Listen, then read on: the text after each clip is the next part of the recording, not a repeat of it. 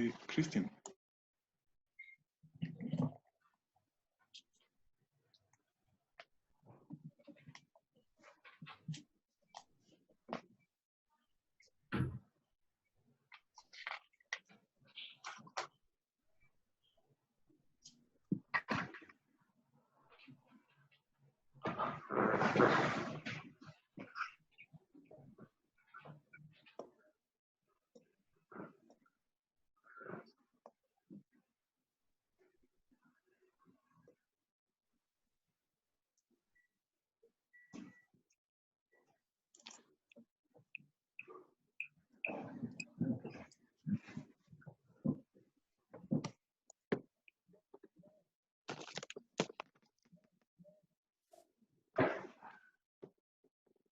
Okay, good morning, ladies and gentlemen.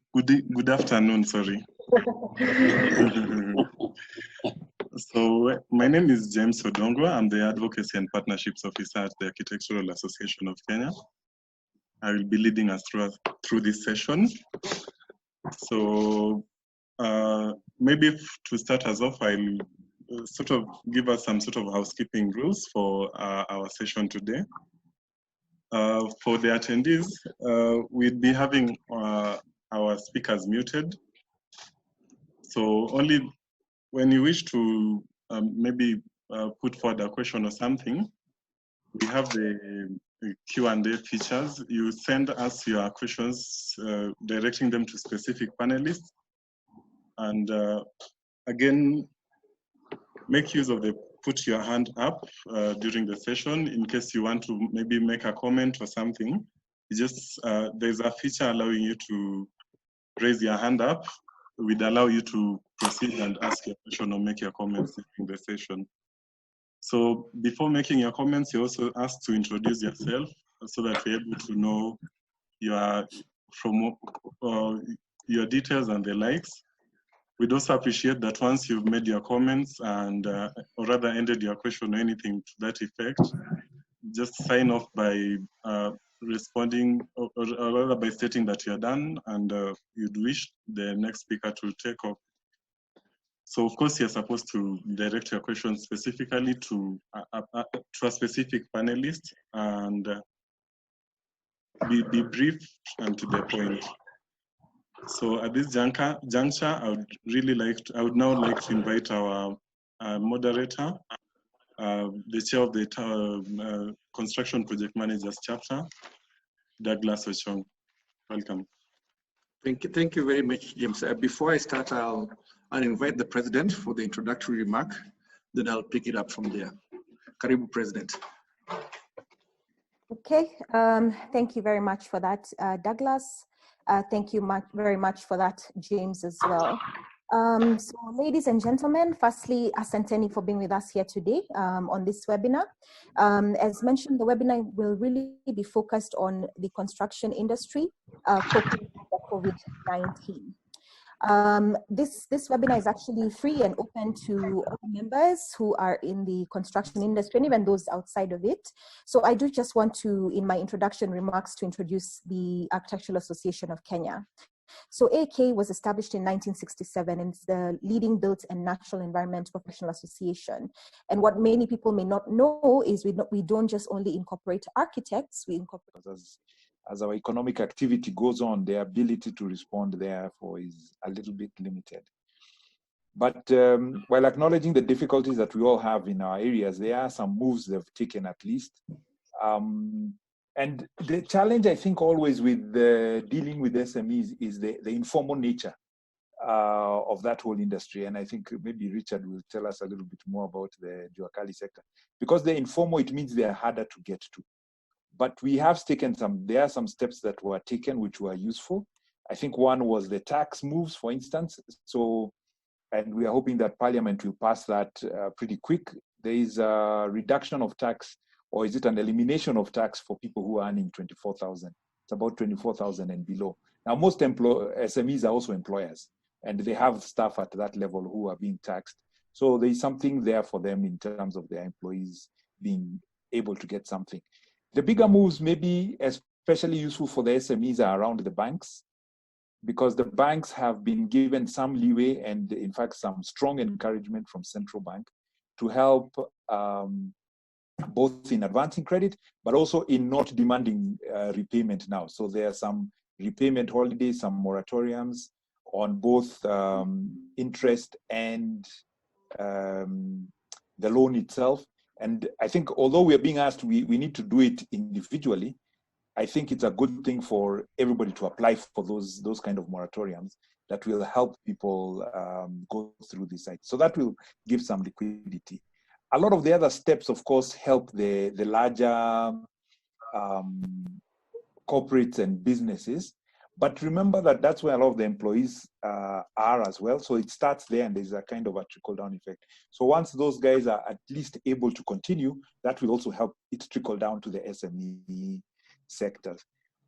Could there be more done? There's always a lot more that can be done. And I think one of the areas that is being explored is how can we have direct money transfers, for instance, to the most affected and the least able to take care of themselves. But then that again has its own complications. How do we identify them? How do we get the money to them?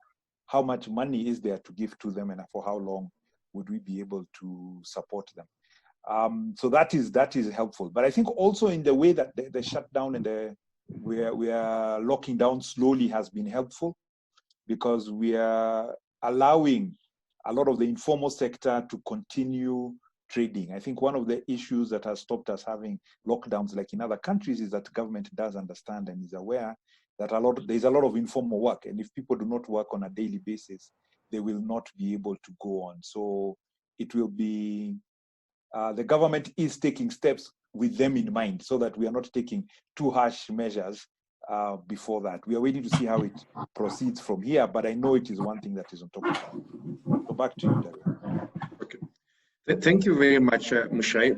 My next question goes to Ramesh. Health and safety is key. I mean, we want to earn money, but we have to be alive to earn it. Looking at the construction industry, Ramesh, health and safety has been a fundamental requirement for construction sites, despite many contractors not taking it seriously. Indeed, when I look at the bigger sites of the established contractors, these people have PPE is more or less like what I see in the hospitals right now. Now, as a seasoned contractor, how have you adjusted your health and safety approach to conform with the Ministry of Health guidelines? Ramesh. Thank you, Douglas. Health and safety within the construction industry should not be compromised. Construction sites are high-risk environments, and depending on the nature of the works. Heavy machineries are in use, construction, tower cranes are there, certain activities are taking place. Safety of all site visits, site staff, visitors, existing structures within close proximity to the site is the key. In response to how adjustments should be done to the health and safety approach with the Ministry of Health guidelines, adequate signage with pictures, I would say with pictures should be placed on sites. As we said that most of our workers are from the lower income class, who may not understand the reading. Introduction of, especially now with the COVID-19, introduction of thermometers should be placed on site and at the entry to the sites, whereby the staff or anybody walking in who they have got high temperatures should be set aside in a room or separate area, who can be then taken to the clinic or the hospital. Ample hand wash points at convenient places, not only at the entrance or at the washroom areas, but within the sites, when it is easier for the staff, for the worker to go in and wash his hands. Also to keep in mind that not only soap and water, but alcohol-based sanitizers, because those are the ones which are actually protecting the people. Again, most of the time the toolbox, as I understand or as I know, toolbox talks take place once a week or twice a week. But at this current period, it should be on a daily basis, which also discusses of what happened yesterday, because not a lot of the workers do not have televisions or know what is going on in the city, in the country. Again, education the site staff on virus and its effects. Not many people know unless they are told. Advice to staff to stay away from gatherings, make sure they've distanced themselves, and if they are unwell, they should not go and sit where there are many people. Basically, keeping distance is the way to keep this thing away from one place to one person to another. Thank you, Ramesh. Just something to add. Yeah, another question for you. You do have offices in Uganda, and I saw the briefing from Uganda that they're saying now that for your construction sites to continue opening, your workers must stay on site. I don't know if you've gotten that information and what you think about that. Yes, that thing came back. I mean, this was announced yesterday, but since then, because of the lockout, all the sites have been closed. I mean, are closed. Now, after this direction, we will be looking into at certain sites where we can proceed working at night time, and then they are taken to their place of home during the day hours. Okay. All right. Thank you very much, Ramesh. We'll move out of the site a bit and go to consultancy. Architect Emma. Yes. Oh, you're here. Hi, Emma. Has it been working from home? And what opportunities does the experience of COVID-19 pandemic close down present to consultancy practices going forward? As a practitioner, can you give us your experience and your thoughts on this? Yeah, great. Thanks for having me. And again, thanks to the AK for always leading at the front. I think they're showing us how things should be done. Work must go on. Work should go on, and we must continue to innovate and be agile. I'll just ask the Secretariat to show us a picture that will really frame us in terms of what I'm making of this whole situation. So maybe James, if you could project that picture. This is sort of like an opportunity to, as consultancies, as companies, to really look at ourselves. We've been sitting pretty sort of a boat on land, and maybe we have some holes in our boats, and this has just sent us out into the high seas. And it's an opportunity for us to just see what are the weakest links in our businesses. Maybe it's an opportunity for us to diversify our customer base. We've been leaning on too much, one sector and one niche too much. It's about rethinking our business into the future and seeing the weaknesses in our businesses as well. You know, I think Madam President had alluded to something about sales. And, really the beauty of sales is when there's high wind. There's the picture. And this is a picture that Mugure had shared with us at the President's dinner last year, and how you see certain situations in your life. And on the left there, you see a broken vase, all in pieces. But on the right, you see there how you pick up your pieces and you make what you can out of it. And I think this is a challenge to all of us, to keep positive. You are not alone in this. It's a whole world. It's not Kenya only, it's not Africa. It's a whole world grappling with this situation. So knowing and seeing where can I pick the pieces in your business. And they say that what won't kill you only makes you stronger. So if we make it out of this, I think our businesses will be more sustainable, more efficient. Our systems will be stronger. In terms of technology, I think everybody's been pushed and propelled into embracing a technology, and that's a good thing. It was about time, be it Beam, be it Zoom conferences and webinars. This is the opportunity that this presents for us, and it's important to have that mindset even as we face this as an industry, as people. And this is the only thing that will keep us going. Really, is that shifting of your mindset and keeping positive. I think the critical things you need to look at, even as a consultancy or even as a company, right now, cash is your oxygen. You need cash. So it's a time to now start looking and seeing where where do you need to collect cash from? Are there invoices you're owed? Start collecting, do your cash flow projections and seeing how much runway do I have? Am I going to survive a month? Am I going to survive for 2 months, 3 months?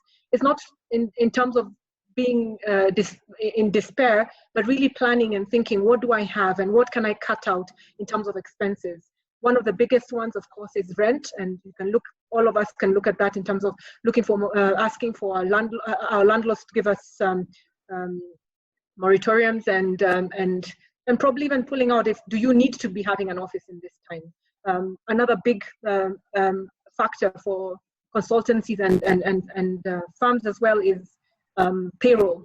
So it's about having open conversations with your staff and your employees. I think everybody's aware of it, and it will not be business as usual. And starting to see what can we do as a firm to stay as afloat. Does it mean taking a little bit of a cut in our pay? All of us, government has taken that. The president is taking a pay cut. What if we just to keep us going for another 3 months before business comes back? But one thing is also just to look at it as an opportunity also to market yourselves as a consultant.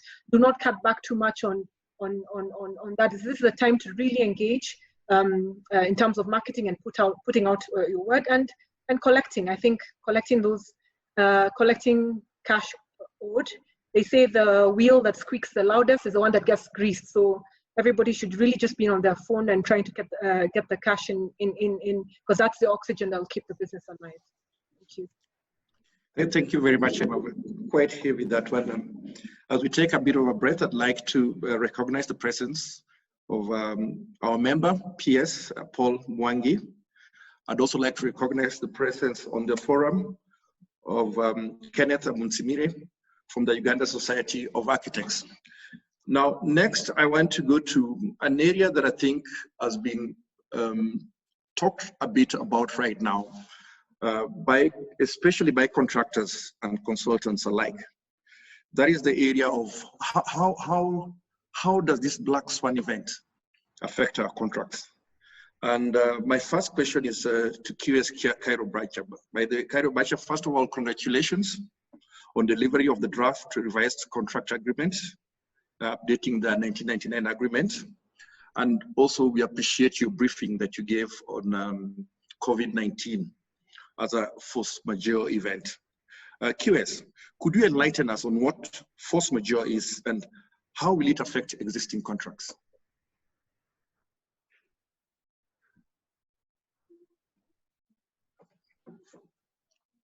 QS, put on your mic. Thanks. Yeah. Oh, sorry. I think it's on. Is it okay? Yeah, you're good now. Thanks. You can hear me now. Very well. So what I'm saying, Douglas, yes. Before I delve into the definition of force majeure, perhaps it's good to describe exactly under what circumstances something can be described to be a force majeure. You are aware that in normal contracts, there are events that could occur, events which are beyond the contracting party's control. In this particular case, in construction industry, there could be an event or circumstances that arise that are beyond the control of the contractor, beyond the control of the employer. These circumstances can also be such that by the time they were signing the contract, none of the parties could reasonably have foreseen occurrence of such an event. Also, it is possible that during signing of the contract or even during the contract, none of the parties has the ability to avoid or evade that particular circumstance. And also more important is that it's possible that none of the parties can be able to do anything to get away from that circumstance. Circumstances like these are defined in some of the contracts. Something like the COVID-19 has just been declared or was declared on March 11 by World Health Organization as a natural calamity, natural catastrophe, which actually it was considered as a pandemic, global pandemic. Now, if you look at some of the contracts, for example, a contract like the FIDIC, particularly the FIDIC, the current one, 2017, and also the 2005, they had actually defined what constitutes force majeure. There are many, actually the definition is exactly what I've said. Then they have gone ahead to give examples of these force majeure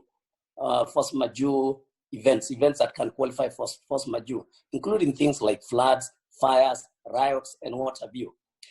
Now, the important thing is for us to know that if an event or circumstance, like the one we are undergoing now, can qualify to be defined as force majeure or an act of God or an event that the parties could not have stopped, then it gives the contracting parties an opportunity or an escape route so that they are not penalized for being unable to meet their contractual obligations. However, one would have to carefully look at the contract, how it is worded. There are certain contracts like the JCT, the one that is used in UK. There is a contract like NEC that actually do not specifically refer to force majeure. In fact, they don't even use that word.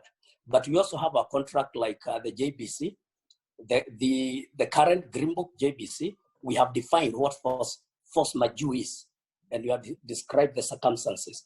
Now, what is important is that when a party considers that such an event has occurred, it is important for them to look at the contractual provisions. And one of the provisions is that they would have to give notices to the other party that such an event has occurred, and that because of that event, they are not able to meet their contractual obligations. This could be in times of maybe time delays, time of delivery for materials, maybe contracts will take longer because laborers are not willing to go to work, or even if they do, they don't feel safe. You can see now business people have to reorganize sites. And for those of us who are familiar with how a site looks like, you can imagine a site that's trying to keep social distance on a site. Naturally, it means there'll be certain business inefficiencies that will come up with cost. So all these things now that the contractors are likely to suffer will also have an impact even on the employer, because the employer also will not be able to have his project on good time. Now the question is, where do we go from there? Where do we go from there? Obviously, like I think when you hear somebody else alluded to, the situation is likely to get worse. We are very, very lucky that the government is very sensitive with regard to having a complete lockdown. You are aware that over 80%, or probably 85% of the people of the employees or workforce in this country are actually in the informal sector. And actually, if you look at the construction industry, which is one of the biggest employers, construction and agriculture, most of the people who work in these industries are also people what we call daily wage earners or hand-to-mouth earners. And you can see what is likely to happen if there's going to be a complete lockdown. And God forbid, we hope we won't get to that level. We also appreciate how difficult it is for the contractors now to maintain these the minimum basic hygiene requirements as required by the Minister, as guided by the Ministry of Health or OSHA Act. So we appreciate that with all this, a lot is likely to happen. I know we have lawyers in the panel. They'll probably be defining force majeure more, but it's not something that we can be able to say automatically will apply to a contract. I understand that even where contract does not specifically talk about force majeure, an act of God, probably in English law or in common law, there's something called the doctrine of frustration, where a party can plead that due to circumstances beyond their control, they are not able to discharge their contractual obligations. So I think we should be able to discuss it further, maybe as the panelists, as the other participants ask questions. Thank you. Okay. Thank you very much, QS. My next question is to Advocate Simon Kiriba. Simon, what happens when there's no provision for force majeure in a running contract? How do you face this? I think, thank you very much. And thank you very much, AK, for inviting me in this webinar, and also to the participants. I will take it up from where QS Cairo has left it. And where there is no force majeure provision in a contract, all is not lost. Our law, and that is the Kenyan common law, does provide for frustration, as QS Cairo has mentioned. And the principle of frustration happens when performance of a contract becomes completely impossible to perform, or in instances where performance will be drastically different from what was initially contracted for. Say, for instance, you enter into a contract to build an office, and then a government bans the building of offices. What, say, for instance, and then you have to build something else. That may be a frustration event. Now, the thing about frustration is that what courts have done in England and in Kenya is that they have tried to bring about some form of a balance, so that when a party is prohibited, they do not always run to court and get redress on frustration matters. And to that effect, what courts have said is that not every event that makes it more onerous or makes the performance of a contract longer will apply as a frustration event. You must demonstrate that there is something that from the justice of the matter that has led to the frustration of the contract. Now, the next question that arises is, what happens when a frustration event has arisen? And what happens is that a contract is terminated by operation of law, whether or not it has a force majeure provision, or whether or not it had a provision, whether or not it had a termination provision for purposes of frustration. You will notice that as far as frustration is concerned, it's a final act. You don't have intermediary remedies like extension of time or something like suspension. And then when a contract is terminated, both parties shake hands. You pay for what has been done so far without paying anything more. The COVID-19 situation, as we see it right now, what we have in Kenya right now without a complete lockdown may not necessarily be a frustration event, but we may get to a point, if there's a lockdown, if that so happens that some frustration events must arise. However, I will mention that the burden of proving frustration is pretty high. Back to you, Douglas. Thank you very much, Simon. I'll go back to Mushai. Kenya does not have a reserve to compensate companies due to loss due to the COVID-19. And as you've heard, 85% of our companies are small companies that are really struggling and that live day by day. Yeah. What would be your advice to SMEs on compensation for idle staff who are on permanent contracts during this period? Yeah, I think these are the real difficulties, as I say, on the ground, where we're actually finding the real impact. And I think it's affecting real lives and real people where we are. Overall, I would say that the challenge we're going to have here is revealing our own values as businesses, and I think as people also. So overall, the first advice we are giving is, remember, we are dealing with people. However well we are doing it, even if it's, I think, QS Bashir and Ramesh mentioned, we are construction workers, it's people. So we have to deal with them also as our staff. So the main thing is going to be your cash flows. And at some level, you see it is, you cannot ask people to keep working if you have nothing to pay them with. So there is an honesty part of that. And I think Emma also mentioned you need to have some really honest conversations about what is difficult.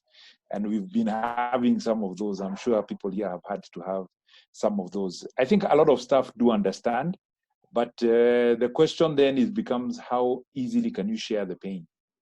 And we're encouraging people is how do we share the pain across? I think the ideas were given there about what percentage of pay do we need? Obviously, a lot of businesses have stopped purchases and expenses that you don't really need. If you had any capital or something you are doing, you need to stop those now. The banks are also a source. You could also maybe talk to the banks a bit. But again, the banks want to see that you're sharing pain. So if you say, look, I have to pay my people, and but I'm paying them half, the bank may be willing to advance for you something to keep that going. And we need to remember, like I think the Mugore mentioned to us, there is life after the storm. So even whatever steps you're taking now, they will be remembered also after the storm. And hopefully you might need your staff, your best staff. You want to keep your best staff on board because you'll have gone through thick and thin with them. If you lose them now, you'll have another problem after the storm. So it's about negotiating with them what is possible, what can be delayed, and what can be done. I think they are already, from the property side, we've seen a lot of people are negotiating rents. They just write to the landlord and say, okay, this is as far as we can go. This is what we can pay. Maybe we can reduce the cash flows. The bigger challenge and the bigger question we are all going to face is if this continues for much longer than anticipated. So this is probably possible if we do March and April. Start going into May, June, then we are really into some serious situations. So I would say it's having the conversations with people, but remember the resource that they are and what opportunities that you have with them. So it's about how can we keep people as long as possible and keep them going for a bit. And mostly, I think most people are understanding at least in the conversations I've had to have myself. Thanks. Thank you very much, Mushai. I'll go back to QS Batch here. QS, as I mentioned before, I mean, I've seen the draft revised JPC's contract, which is very thorough indeed. But I'd ask you, and the way you articulated yourself on matters force majeure, with the benefit of hindsight, what more would you propose in the JPCC draft contract on that, specifically on the item of the force majeure? Thank you, Douglas. First, I'm very, very happy to note that one of the panelists, Mr. Keriba, was one of the key people in the drafting of the revised JPCC contract.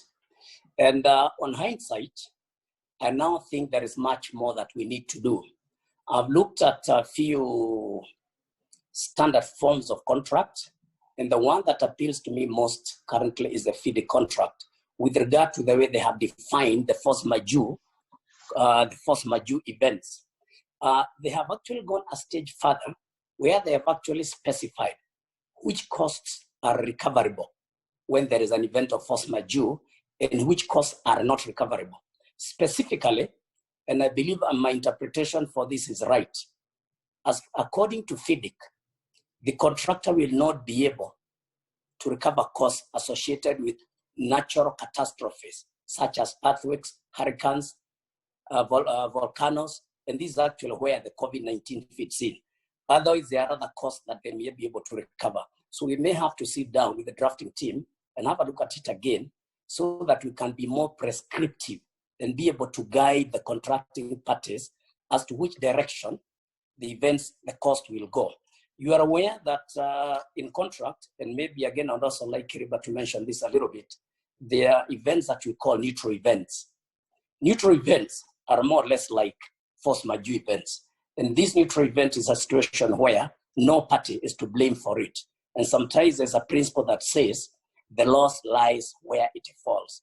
So I think when I sit with the drafting team, we shall have to look at the way we have looked at such events, which are neutral events or exceptional events like this one we are going through, and see how we can be able to guide the users so that we can minimize the number of disputes and acrimony that will arise out of this. We all know that, like day follows night, there'll be a lot of claims and defenses with regard to recovery of losses that contractors have incurred. Obviously, you know, like I mentioned in the advisor that we released, we should appreciate that contractors and the developers, who are the building owners, have competing interests. But like Kunyi has put it very, very well, this is a time when we shall be able to see the real value of our business, the real business values, and we must share this pain together. And that's why I was appealing, or JPCC was appealing to the parties, not just to look at the strict interpretation of the contracts, but actually put up the human face on it, knowing we are dealing with people, knowing that nobody was to blame for this responsibility. So I believe there is much more we shall do before we go to the formal launch of the JPCC contract. Thank you, Douglas. Thank you very much, QS. In fact, just on that point leads me to my next question that I want to ask Advocate Simon Kiriba. Simon, our current JBC's contract, and indeed many contracts in force, have defined force majeure, yes, but they're not very clear on allocation for responsibility for extension of time and losses. And QS Bachi has explained why. It's difficult too, you cannot, yeah. One would then ask, and QS Bachi has alluded to the fact that, yeah, I mean, a lot of contractors are jumping up and down, clients are coming up, people are trying to see where they can get claims. One would ask then, if one were a judge, how would you allocate such risks arising out of a force majeure? But perhaps more important, as QS Bachi and Mushai have alluded to, is there a case to have joint risk management in the case of this COVID-19 event? Thank you very much, Douglas. Thank you very much, Douglas. That's a number of questions. Probably I can start with where, again, QS Cairo left it off. Some of the things from hindsight we probably may need to include in the current draft is termination provisions for purposes of force majeure were only to happen after 60 days. And nobody had foreseen in this kind of an event, we may need to include, to expand such kind of provisions.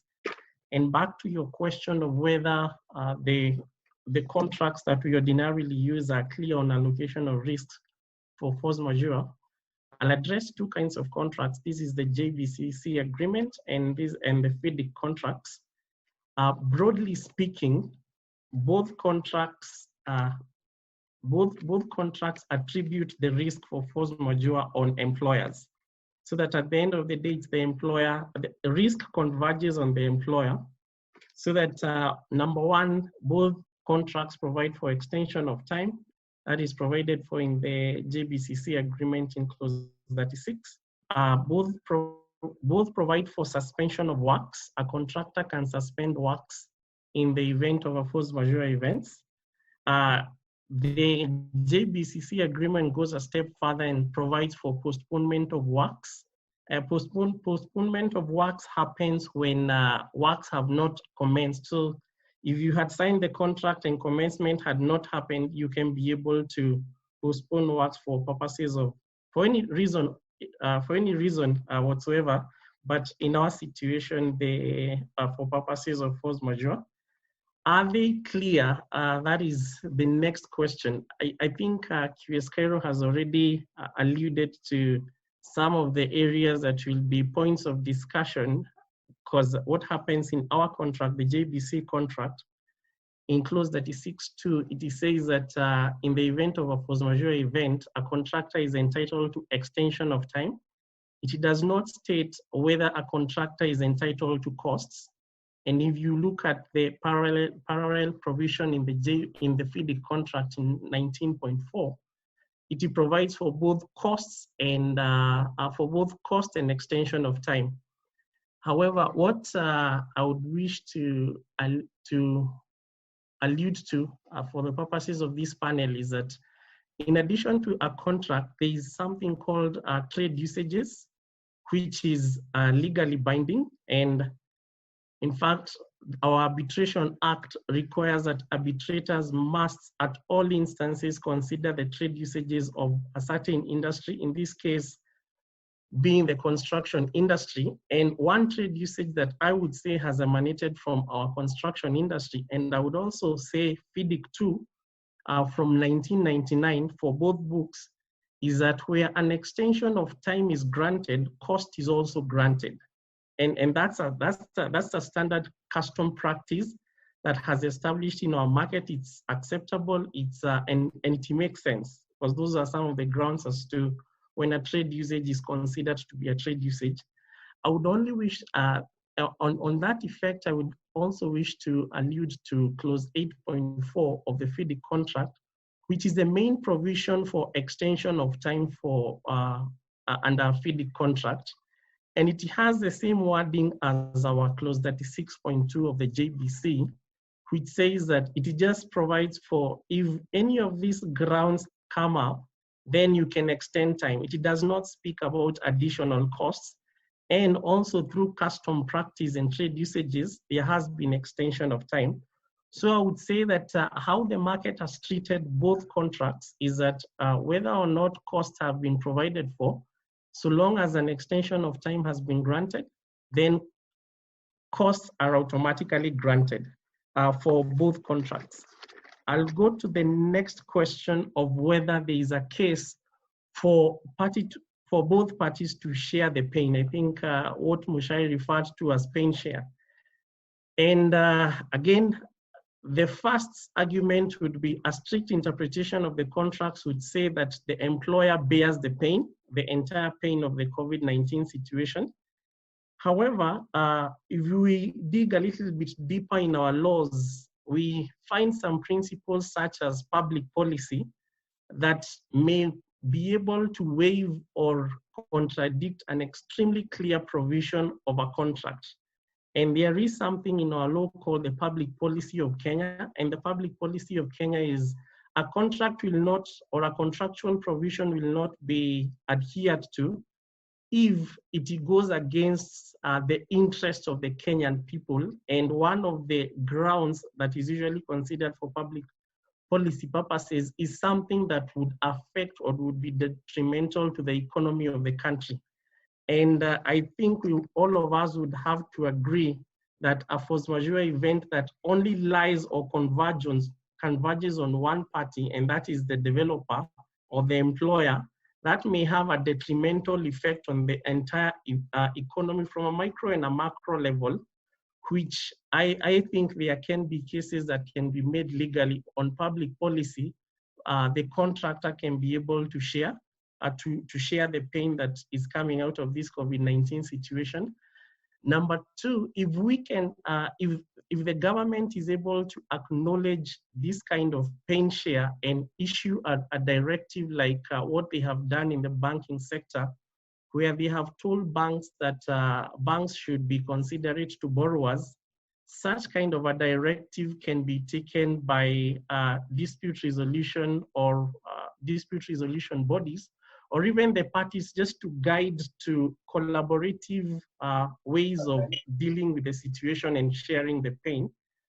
And then in addition to that, I would just wish to share some of the principles that we are seeing that are applying in some of the other markets that were hit before us, and that's the Asian markets, that is China, Hong Kong, Singapore, and Indonesia.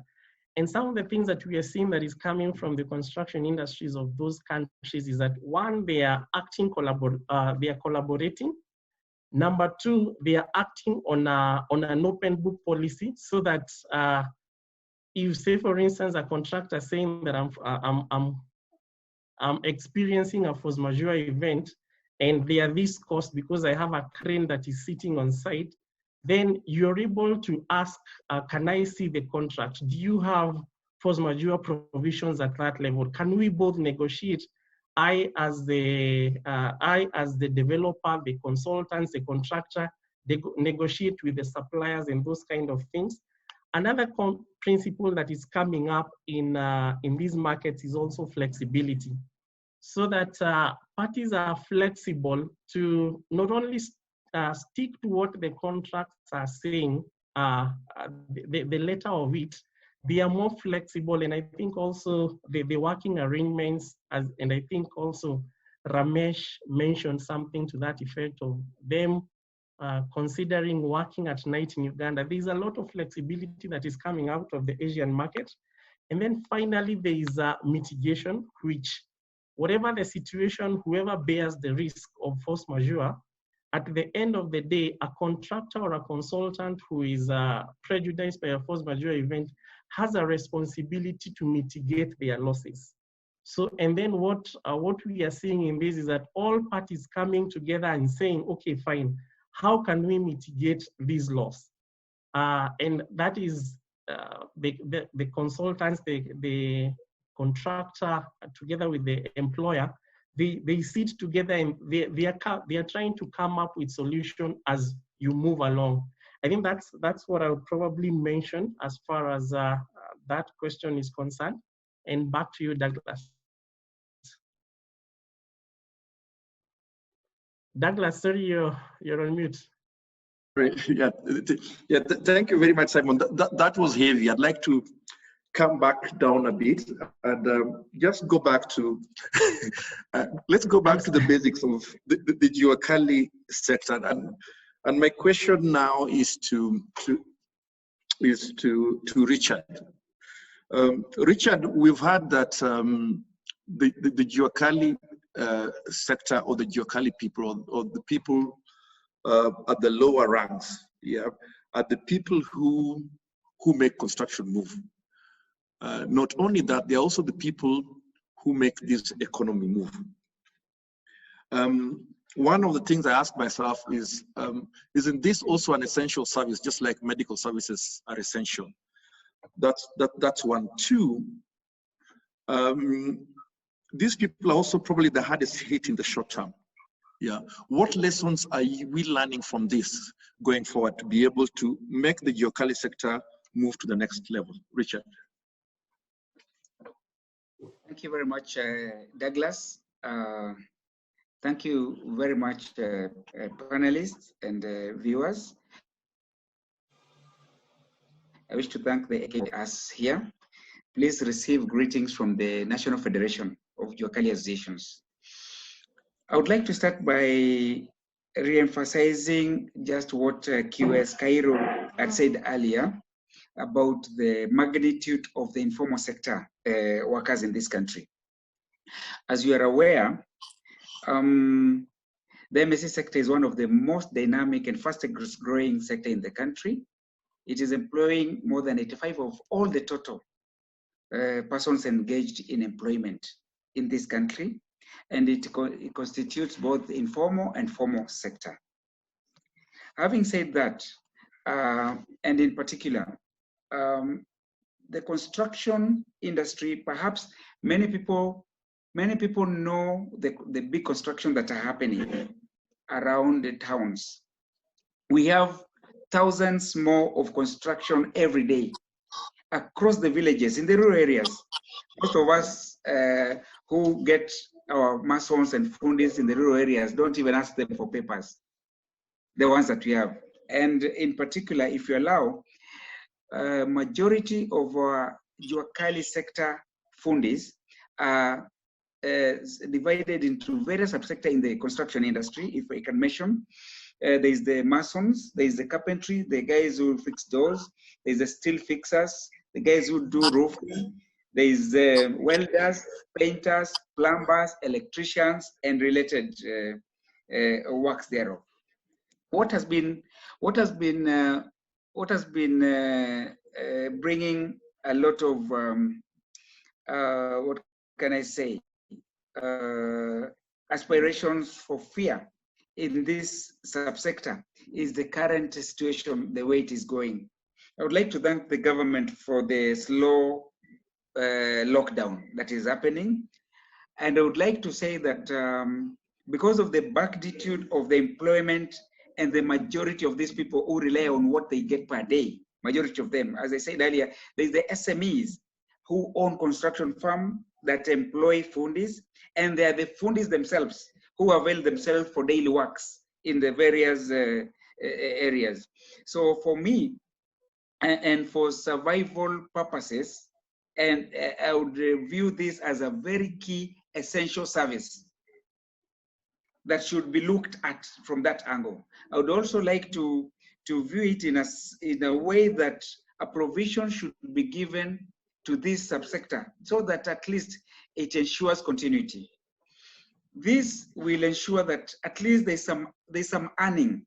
If an arrangement can be done for staggering this construction and engagement so that it is a 24-hour one, we might mitigate some of the fears that we are seeing coming. If there is a complete lockdown, it will mean that this value chain of all the 8 subsector of workers that I've just said, it will mean they stop earning immediately. So this category, all of it enters into now social support category. Their value to the society in terms of their skills, their value to the society ceases. their ability to earn something to put food to their tables and to pay the rent also ceases. So if we can have a continuous conversation on how we can keep them going, and I'm happy that I'm listening to very complicated terminologies in the panel. You know, when I mix with you guys, we also get capacity built and formalized. So whatever language that is used, if these guys can be sorted and accommodated in such a way that there's continuity, would really appreciate. I've been discussing with my guys, and one of their biggest fear is a situation where they are now told there is no work today. The issue of curfew, again, in a construction site, as they are telling me, if they have to be home by 7, depending on where they are, they have to start slowing down at least by 2. So that also affects their income ability. Some of the SMEs that stock construction materials, some of them now have, you know, they get their money. Okay, unlike maybe most of you guys who have some relation with some banks and you know how to keep your books so the banks can understand you. Most of our guys are understood by Shylocks because those are the people where we get money from.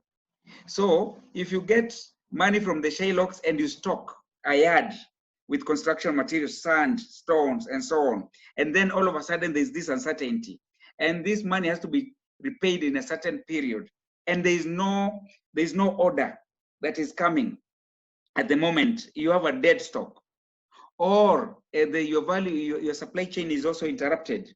There's this aspiration. So yes, sorry, I've used a long sentence to answer your question, but yes, this should be considered as an essential service. Thank you very much. Thank you very much. I think I'll come back to you just on this last one as we end, because as we are ending, we're trying to see what have we learned from this in terms of moving to the future as ourselves. So like Richard, for you as the Giocali people, yeah, what do you think you need to do so that such a thing happens again, you're better prepared? Richard? Well, it's an ongoing conversation. It's a shocker first. This has never happened before. And as I told you earlier, we have various stages in the informal economic sector. We have the bottom of the pyramid sector that really rely on what is happening per day. Then we have slightly the growth-oriented ones, the ones now with the the ones that are employing, the ones that have materials, and we have the big one. And some of them may be in the meeting today. So from the bottom line perspective, it's a very difficult question, because either way, it's your skills that you take to the work sites, it's your skills that you sell. So anything that interrupts that, you are affected. So perhaps from a policy perspective or from a future preparedness, I think it's a combination of several things that can come into play to make sure that going forward, in case of a certain situation, things work properly. It's not a one sector issue. As I had the issues of their legal issue, their banking issues, their financial issues, their government directives. There is initiatives to make sure that business continues. So for now, I would say that it's not a one sector issue here, that perhaps they can have a position on how they're going to behave going forward. I think it's a collective opportunity for all of us going forward to start looking at how the interconnectivity of interruptions, how it can be sorted. Because, for example, for me, I would request the constructors that employ our people to have future provisions where our people where job continuity can be assured by the service providers. But as I said, it's a 360 or a rounded involvement that is still an ongoing conversation. Thank you very much, Richard. I want to come back to Ramesh. Ramesh, my experience in the region with contractors is that, especially contractors at your level, I'm talking about cementers and the rest, yeah, there is substantial development on equipment. I mean, somebody moves to any of your yards, it's very, very impressive. So you really do have hardware. But what bothers me, I'm not saying you, a lot of you are a bit short on software. And my question to you is that, looking at the challenges that have arisen from this lockdown, I mean, the way we are communicating right now, what is your advice to your fellow contractors on embracing technology? Ramesh. Thank you, Douglas, again. We must limit the number of people we come into contact with in order for us to be able to report, provide updates in all discussions. The only way we can successfully do this is by embracing technology such as what we are discussing now, Skype, Zoom. Many contractors are hesitant of doing it because they're not aware of the technology. They have not been exposed. These are currently at very early stage development of skills, understanding that a collaboration can achieve, however. Contractors will get used to this once forced upon them.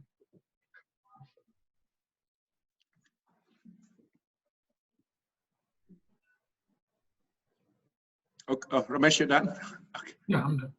Okay, thank you very much, Ramesh. I think we're going towards the end of this. I'd also just like to remind the attendees that you can post your questions here for after this formal session is over. The moderator,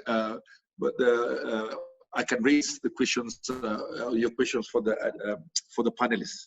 Now, on the last question on the side of the panelists, I come back to you, Emma. Emma, as president of AAK, you are the forefront of implementation of e-collaboration in delivery of services. How critical are these platforms in delivery of services with the turn of events due to COVID-19 pandemic? Emma. Thank you very much. I think they say necessity is the mother of invention. And I think that's what we're being faced with now. And technology has been our savior. Has been a savior in all sectors, be it medicine. I mean, Zoom conferences have been have been happening even in the medical sector in terms of Chinese doctors talking to the Italian doctors. Technology has come through for education. We've just seen the whole world, and Kenya included, propelled into the world of e-learning. We ourselves are here doing a conference that will have Borax CPDs. That's a first. So really, this might be the new normal, and we may have to adjust to this. We're embracing technology, and new technology is going to come up. I think they're saying that certain effects of this, in terms of embracing technology, are gonna be here to last. In terms of flexi hours and digital teamwork. Most companies now are heavily investing in that in terms of having their information on cloud, so it's easy for anyone to access it from wherever they are. Ramesh was just joking before the panel began that this is how site meetings should start happening. Maybe he'll be having a camera on site and he zooms into a detail and we tell him demolish it. And we're just joking about that, but certainly it's a disruption, and there's going to be certain effects that are going to stay on. Thank God for technology because we're still able to connect. I wonder how it was during the Spanish flu, just being locked down without technology and knowing what's happening in the rest of the world. I think a lot of meetings will go virtual, again, remote learning, and a lot of courses online. That's something that's here to stay. We're just happy to see even the Nairobi City Council has, the Nairobi County government has just approved the QR code. So we don't have to print our documents and take them to county, and that might be in a small way a reaction to this whole matter. So for many years, the QR code matter, where if your drawings were approved by the county, you were just sent a QR code and you could print your own documents, and any county inspector coming in would just need to scan to check that the documents are valid. That had taken so long, but with COVID now, they've sort of been pushed into having to adopt that technology very quickly so that we're not taking our drawings back to the county and minimizing that movement in terms of banking. Many of us even here had never been on a panelist on a webinar or even logged into a webinar of this nature, or at least in our region, and here we are. So there's a lot of good things in terms of technology and collaboration that we're getting from this, and it might be the new normal moving on from here. Over to you, Douglas. Thank you very much, Emma. I think that's the last from the panelists. Now, I'll be inviting questions. A couple of questions have been asked. If for the attendees, if you can put your questions on the Q&A, I'll be able to read them out to the panelists. The first question is from Stephen. I cannot read Stephen. I think it's Wanyande, yeah. And the question is to QS Bachia. QS Bachia, you hear me? Yes, I can hear you, Douglas. Yes. Yeah, the question to QS Bachia is this. Can the requirement to give notice in an event by force majeure be waived in cases where there has been a shutdown by the government, like in the case of Uganda? That's a very interesting question.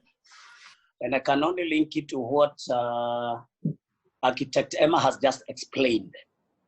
You see, I think really, you see, the occurrence of an event like what we are going through now does not in any way suspend the existing contracts. And you know, the only way that you can be saved is by making sure that you issue the necessary warnings or notices as per contract. There are many ways of doing it. Even if it is locked down, I'm sure computers and emails are not locked down. So you could simply write to your employer, to the employer, or to the consultant, telling them in accordance with your contract, which is XYZ, you wish to give notice about this. So to Stephen, I'm saying I don't think that would be acceptable. It is important that the parties comply with obligations to either avoid or mitigate the consequences of the crisis like the one we are having. So as far as I'm concerned, the contracts are still operational, and the force majeure event or exceptional event does not in any way suspend any of the clauses. If anything, if there is a time to be more careful and to read through your contract, it is now, so that you can be able to take advantage of the contractual provisions in giving the prerequisite notices, because that in itself is a contractual obligation. Thank you.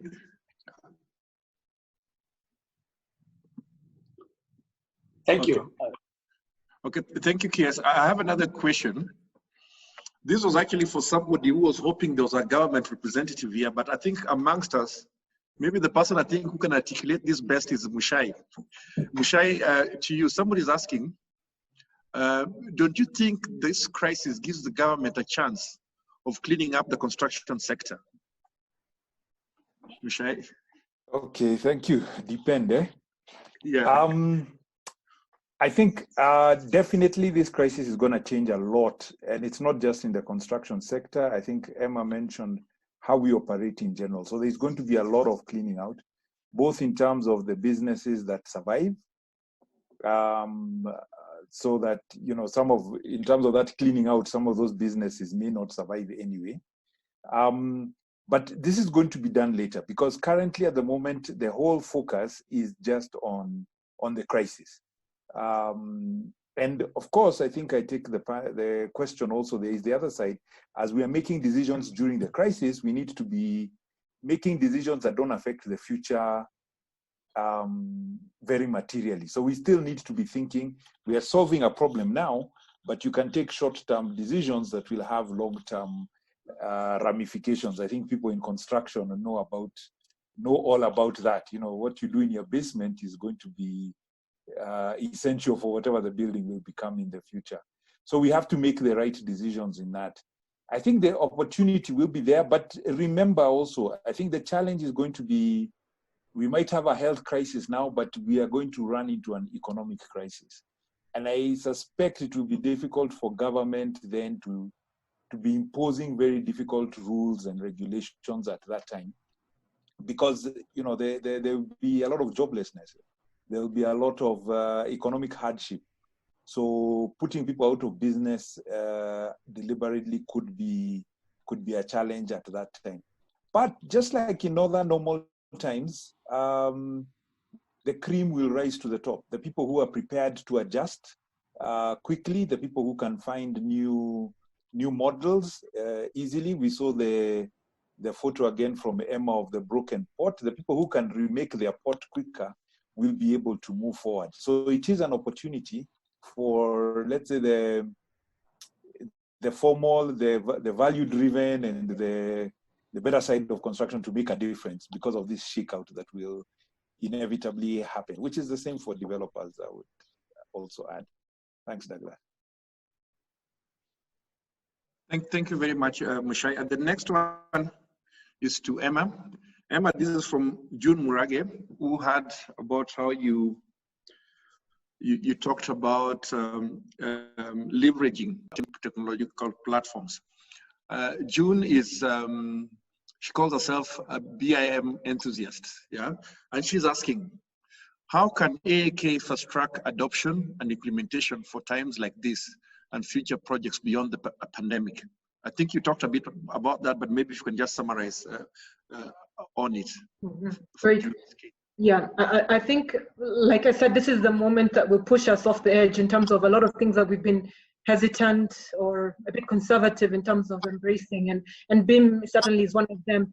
Now that we can't have meetings with consultants as frequently or as elaborately as we'd have liked, again, this is an opportunity for BIM to come to the fore.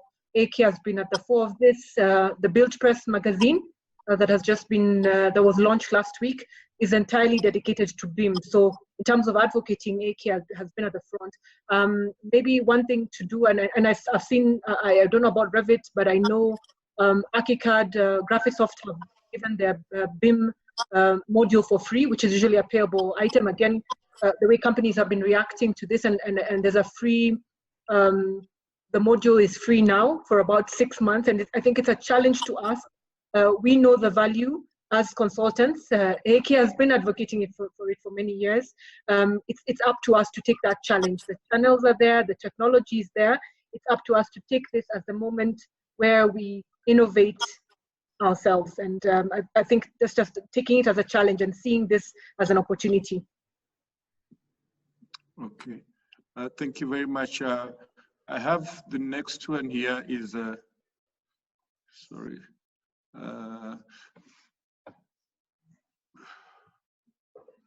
This is a general one. Sorry, this is technological challenges. I'm getting there. Okay, this is from our secretary, Merlin Musibi, to Simon, tongue in cheek. This is to Simon Kiriba. Simon, listen to this. Does the public policy then exempt us as Kenyans from continuing to pay for the SGR? Oh. I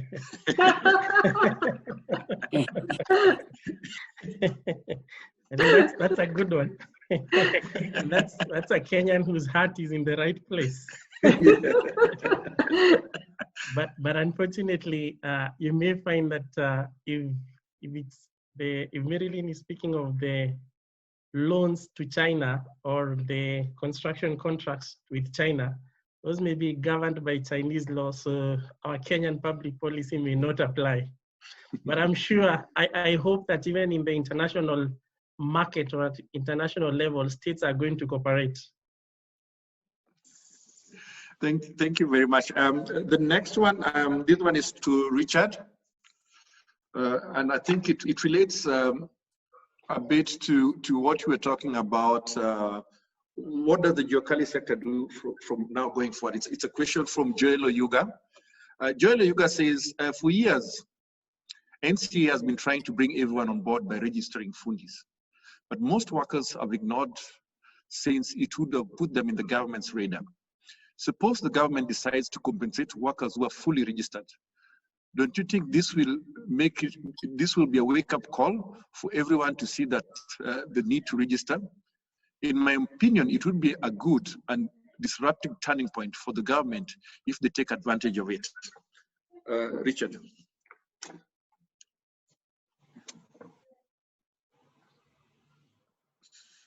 Richard, are you still with us?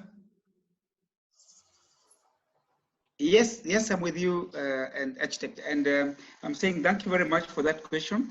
Yes. It gives me an opportunity. Yes. It gives me an opportunity. It gives me an opportunity to respond this way.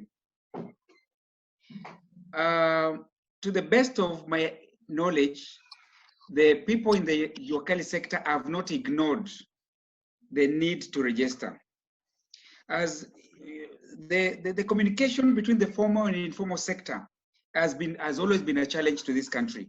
And that's why we worked so hard for 12 years to enact a law, MSC Act 2012, to create a one-stop government institution that is the interface between the public and private sector on the Juakali sector. It's called the MSC Authority.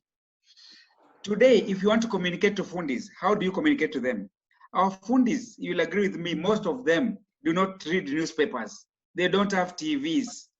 So how do you put messages to them? The fundis who are today constructing in the rural areas across the country, if they are told to register, they would like to, if they know if they register, they can be recognized and partake some opportunities, they would. For me, I would also say that, again, some of the fears would be, what are the steps in registering? For example, most of them are not educated. Most of them do not have papers, but they are very skilled. And most of you can attest to me today, today, that if you want a steel door for your construction and you tell a Juakali person to construct, he'll not even start drawing. He'll just construct according to the size you have shown him. So perhaps the share of, without knowing what are the criteria of registration, what kind of exposure is this? I think it's about communication. As a National Federation of Juakali Association, we are currently registering the 8 subsectors and using all our primary associations in the country. And they are willing.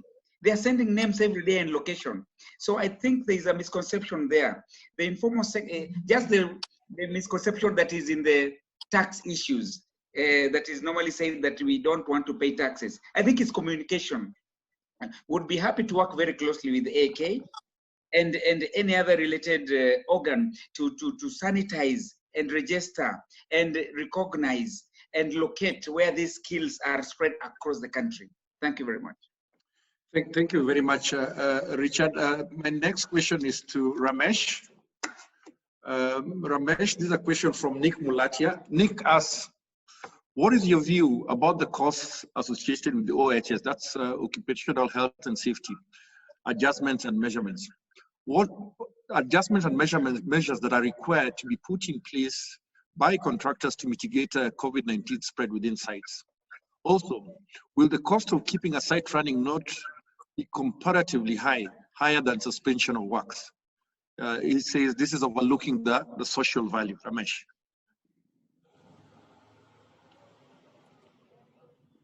Of course, suspending the work would be more expensive in the current time, because you will not have, you will first know when you are going to suspend works, and then you're going to be looking at idle staff and machinery, and that would be more expensive. It would be practical that the work proceed either in smaller numbers, where you don't gather a lot of people, but extend the hours. And finally, is to sit with the team and try and resolve it amicably. I mean, it's not that it is going to be a claim that you have suspended the works or the project has taken long to complete.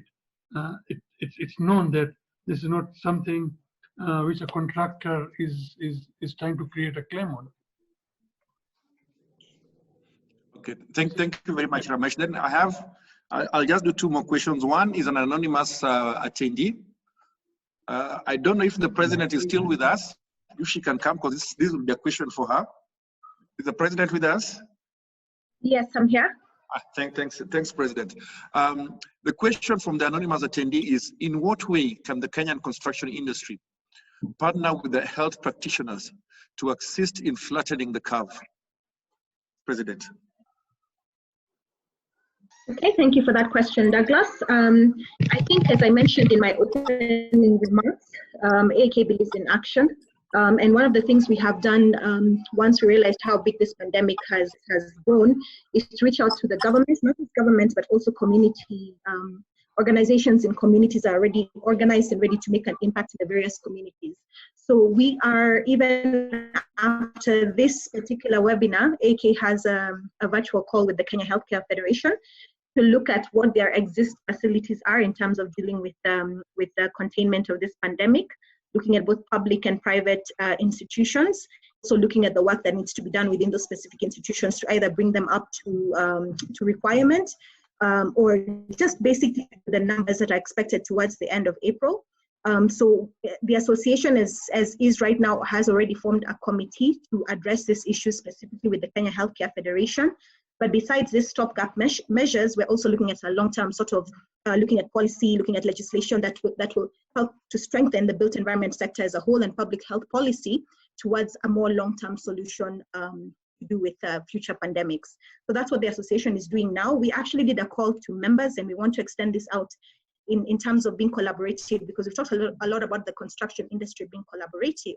And as an association, we will actually be reaching out to all the construction industry and stakeholders that are out there to engage with us on this initiative, to be able to come together and engage together.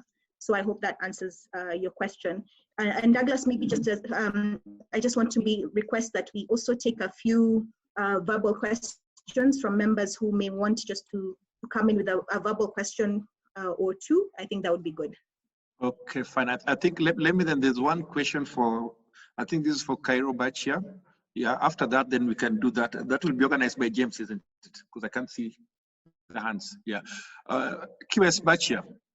Yes, the question is, yeah, for developers who have completed a tender process and selected a competitive bid, but are yet to award, what are the options on the way forward in light of the tender validity period, developing situation, forex fluctuations, etc.? This is a question from Michael Njaga. I think that is a very good question. Yes. Douglas, in contracts, yes, there is a principle called the freedom of contract. And I think this would be a good opportunity for both contracting parties to sit down and see how they can be able to review their contract clauses and amend them accordingly so that they can accommodate each other in light of the current crisis. In fact, even on contracts which are already ongoing, for example, and Ramesh alluded to this, if the contract is already going, the mere fact that there are strict clauses stating what should be done does not mean that the parties cannot sit down together under the freedom of contract and review those amendments with the view of accommodating each other in the interest of the project and both parties, because nobody is going to get out unscathed in this. And I think this is a situation where agreeing to amend your contractual clauses would be a way of sharing the risks or sharing the pain. Thank you. Thank you very much, QS Bachia. James, are you seeing the hands up? Anybody, any hands up? So we invite anybody the question to put the hands up so that you can ask a specific question. Okay, maybe there's a question from Eric Simiyu. Right. So Eric, please, you can proceed.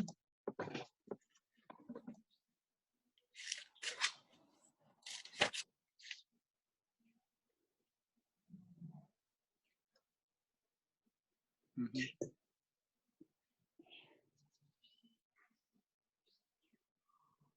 What is Eric having challenges?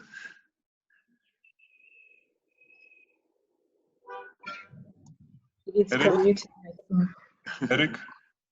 You can hear? Yes, we can hear you. Okay, thank you very much. My question to QS Bachia. In terms of the contractors filing their claims, what will be the basis, for instance, of quantifying the impact of the COVID-19?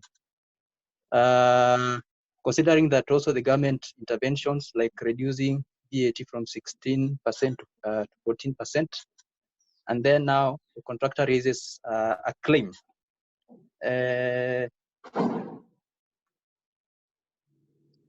Hello, you can hear?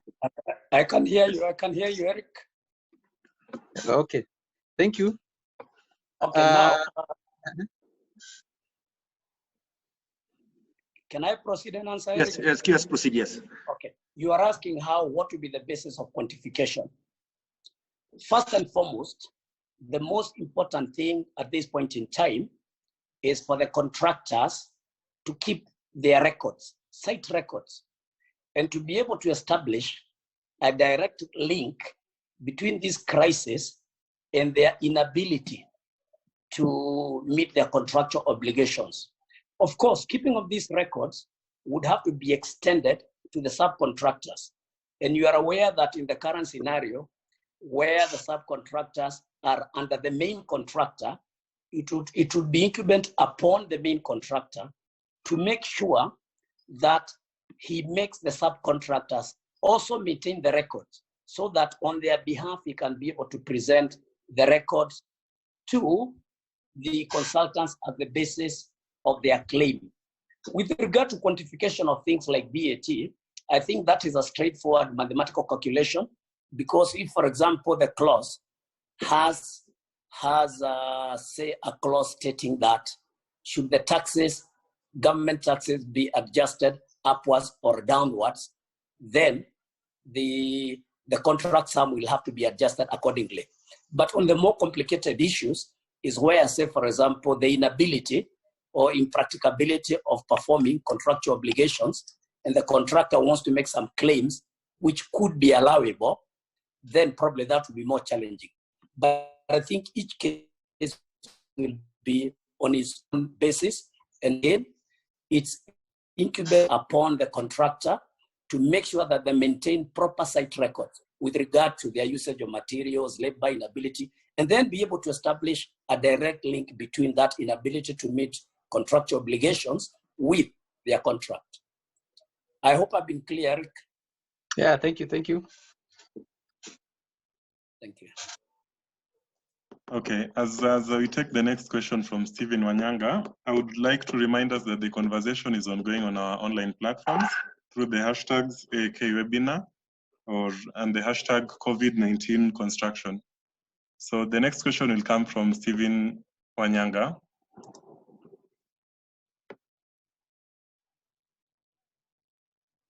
Stephen?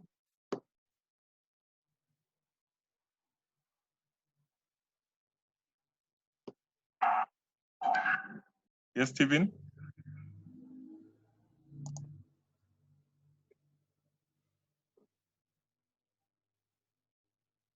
Yes, Can you hear Stephen? me? Yes, yes. Yeah, thank you very much. And I want to thank the panelists for a job well done. My name is Stephen Wanyanga Inyangala. I'm currently the Vice President of Uganda Society of Architects. Thank you for the invite and to be able to participate in this. I think we've handled very well the issues around the contractual and legal issues and operational issues on site. In where we are now in Uganda, we have handled it more from a public health point of view, and that is where we are at. As most of you may have heard, there's been a shutdown, especially because of the public health issues surrounding the spread of the pandemic.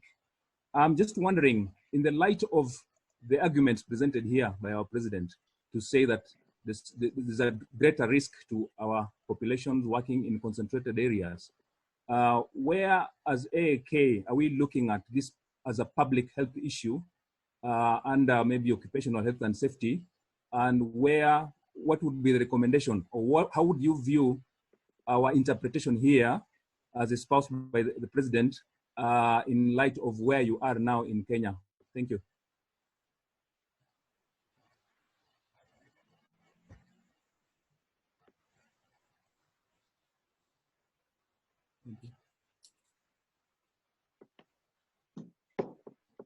Ramesh,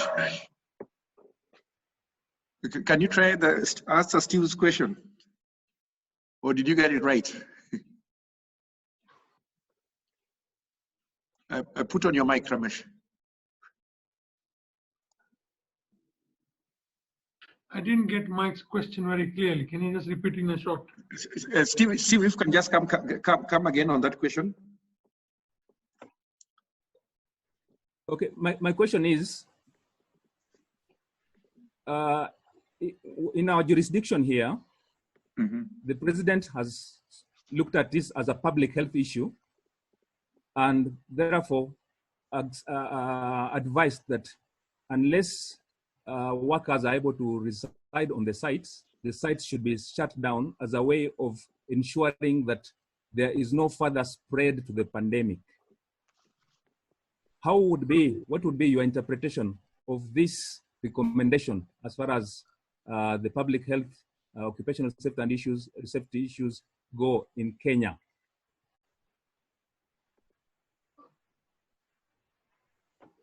Okay. Yeah, Stephen, I think you can look this thing in two ways.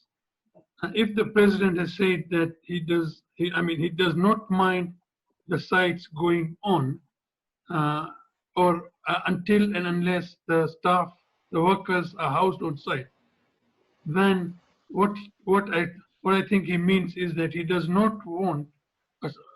Before the workers went on site, they were all checked that the temperature were normal and they were not infected or they were not sick. So if they are proceeding with the work, they should not get in touch with people either when they're going home or when they're in the bus, so that they cannot be infected. That is what I think would be the implementation of why the president is saying that people working at night should be housed and not traveling. And Steve, if I could just add my own personal opinion on that. Of course, our discussion is technical, but at the end of the day, we're dealing with a public health issue. We cannot get away from that. Whatever we try to do technically or trying to keep our economy running or build our society must be done with respect to the public health issue that is there. So that's why even in Kenya, we talked about they're still not doing a full lockdown, taking into account our socio-economic status. But if at any reason it is seen that there's a problem with the public health or there's a risk, I'm sure there'll be a lockdown. Steve, I don't know whether you get me. Yes, I did. Thank you. Thank you. Okay, so we'll take the next question from George Agomba. Hello, you can hear me? Yes. Yeah, my name is George Agomba. Yes, I'm an architect. Now, my question regards to the supply chain of some of the materials that we use on our sites. For example, we have some materials like, say, tiles, marble, which come from pandemic-hit areas like China, we have Italy. So probably Mr. Ramesh can expound on how the supply chain, has he had any challenges with regards to the importation of these materials? And how has it affected the construction programs themselves? So maybe you can just shed some light on the supply chain with regards to some of the materials we use on site and the importation from these pandemic-hit countries like China. Thank you. Yeah, thank you, George. Yes, there has been an effect of the materials. It's not only the local materials, it is the manufactured materials which has a component of machinery and parts. Because the machines are, quite a number of factories, machines are broken down and they are not getting their spare parts due to the closed borders in Europe and China. This is affecting the industry here. And the best way is to, as QS Bacha has said, you must document everything and make sure that a record is there so as to discuss it with the team or the client or your consultant, as we say. Okay. Thank you. Okay, George, you okay? Yeah, I'm good with that. Yeah, thanks. Okay, the final question we'll take from the voices. We'll take it from our Honorary Secretary, Marilyn Musimi.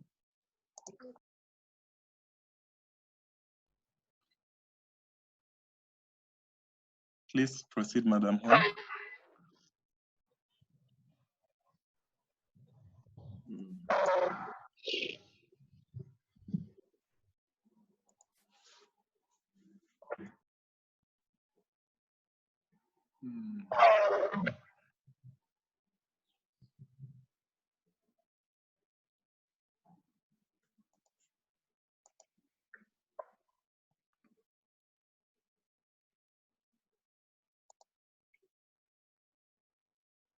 Merlin, you're waiting. Are you with us?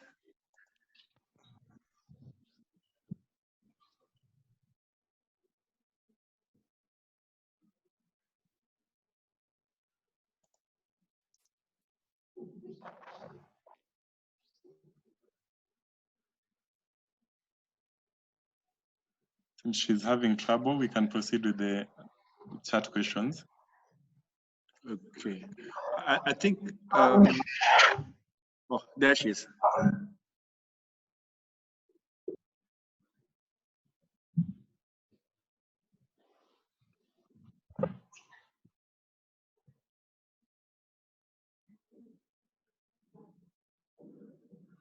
Do we still give a time, James, or we proceed? We can proceed. Okay. I think the chat questions, I think we're going towards the end. I think I have one more, and this is to Richard Muteti. And this must be a Juakali person. Yes, at Richard Muteti, do you certify Juakali people? If yes, what is the procedure? Richard? Richard, are you with us? Yes, I'm with you. Did you Thank get the very much question? for that question? Yes, I had the question. Yeah. If we certify people, I want to say that that is work in progress. We are currently working with the Kenya National Qualification Authority to recognize prior learning and give people certificate based on their skills. A draft policy has just been developed. We are working closely with the government through the State Department of DVET to make sure that these people are certified. At the moment, we have our own network system of recognizing the appropriate skills that are needed in the construction industry within the Juakali sector. So it's by referrals, because at the moment we are not authorized to issue certification.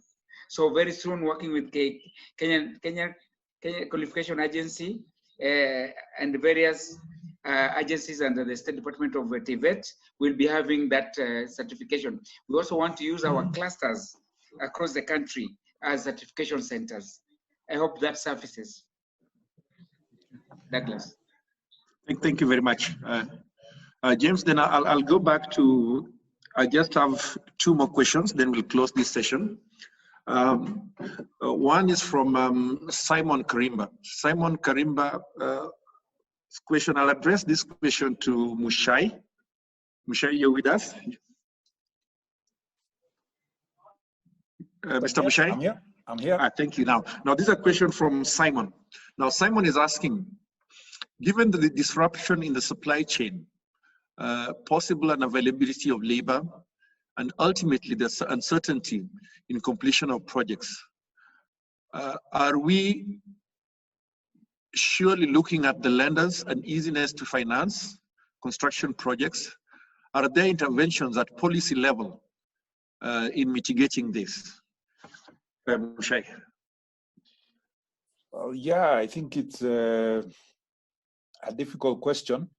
Like was answered earlier, we mentioned that the central bank has definitely eased up what the banks can lend. There is a way through their, what they call their monetary movements, monetary policy, they have freed up how much money they can lend. I think they were talking about 32 billion more shillings was availed for lending. And definitely the move to allow the banks to be a bit more lenient on their borrowers is going to be helpful. But maybe the way to discuss it is it's about more the general economy, because it's not just going to be about the housing or the property market, because that's going to be affected by everything else. So just like we said in the construction contract between the contractor and the and the employer and also with the consultants, we are all in this thing together.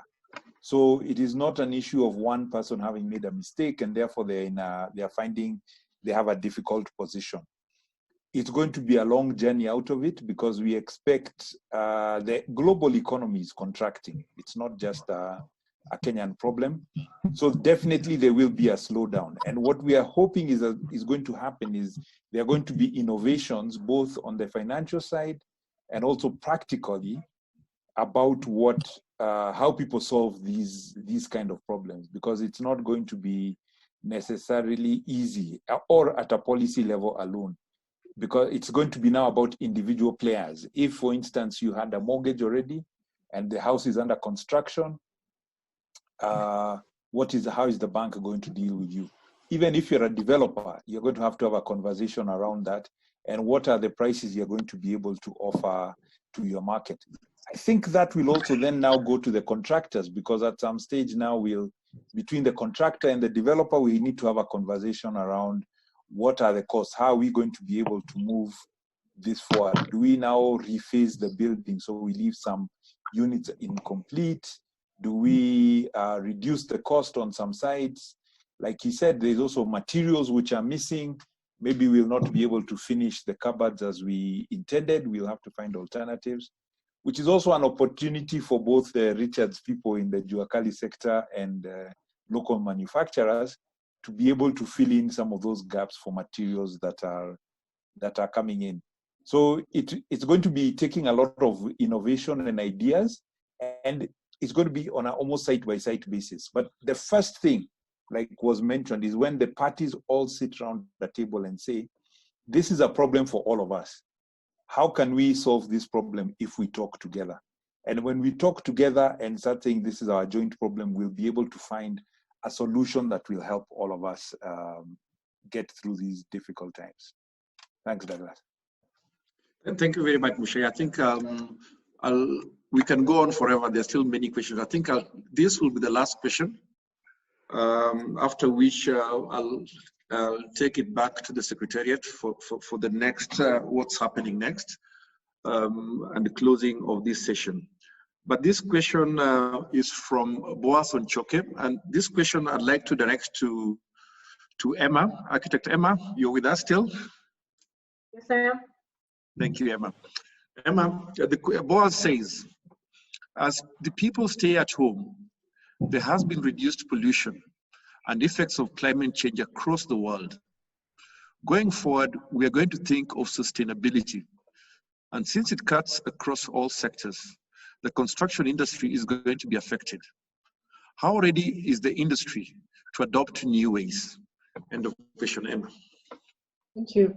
I think that's very interesting. In fact, many people have been saying that planet Earth is resetting itself.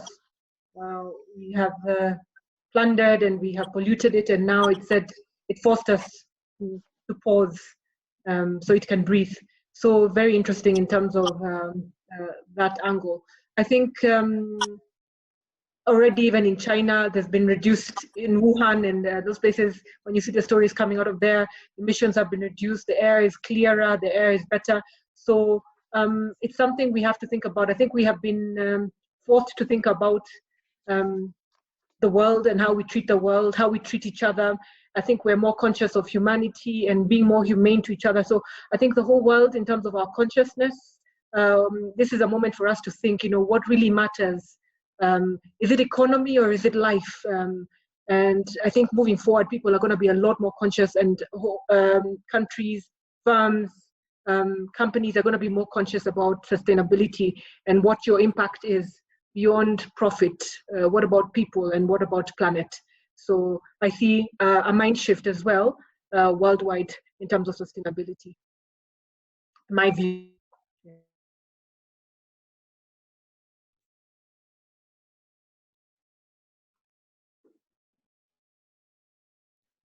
Over to you, Douglas.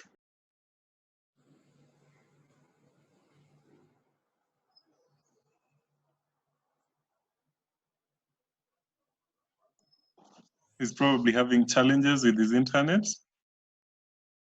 So maybe we'll as we wait for him to get back, we can take the final question from Kelvin Mwenda, and it's directed to QS Cairo. So he asks that you kindly address the issue of impartiality in awarding EOTs to contractors. Most architects only consider employers' interests, which affects contractors. Thank you very much. That is Mwenda. Yes. The issue of impartiality. In fact, generally speaking, consultants are at all times expected to exercise impartiality between the contract of employers and contractors. Consultants have that special role of being arbiters, and therefore I would not expect any consultant worth his salt favoring the employer insofar as awarding or denying extension of time is concerned.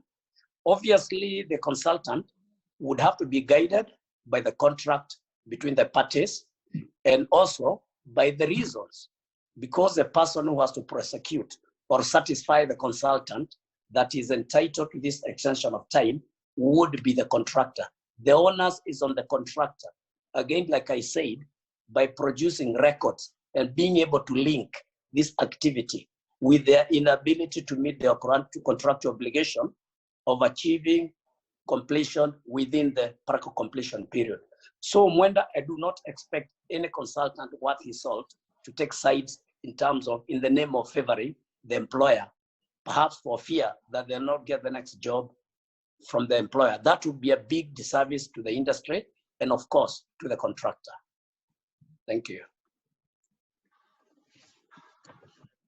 Yes, thank you very much, QS. I think our time is getting there. I think I'd just like to give all the panelists one more chance to give their parting shot before I take the session back to the Secretariat.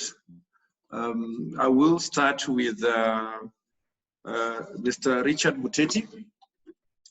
Parting words for today, Richard. Thank you very much. I would just like to appeal to the construction industry to really communicate to our workers around there about this scourge. Most of them are not yet informed properly. We are so much worried about the lack of information and the danger that it poses. And I agree with Dennis here, who says that if we need to take this seriously. I want to thank you for the invitation for today and the panelists and the listeners. And I look forward to working with AK and related authorities to formalize and bring the issues of the Juakali foodies to the table. Thank you very much. Thank you very much, Richard. Ramesh, you've been quite busy today. Parting shots. Thank you, Douglas, again. It's simple. Limit the number of people you come into contact with. Go e-collaboration. That's all. Thank you very much, Ramesh. QS Cairo Bachia. You probably answered more than all the people. What we've been discussing today is actually the risks that have been posed by the coronavirus crisis. And I'm very surprised that in all our discussions, including my comments, we have not made reference to insurance. And you know that contracts are about identification and allocation of risks. What you are discussing is a risk. And some of the risks are insurable, while others are not insurable. It would add a lot of value if in the next discussion we can have a person from the insurance industry to tell us how the insurance is going to deal with these issues, whether they are insurable, whether they are not insurable. Thank you. Thank you very much, QS. Then Simon, Advocate Simon, parting shot for today. I think I just wish to thank everyone, the panelists and the participants. We have found ourselves as an industry, as a country, continent, and the world in a very unfamiliar position, probably one that happens around once every 100 years.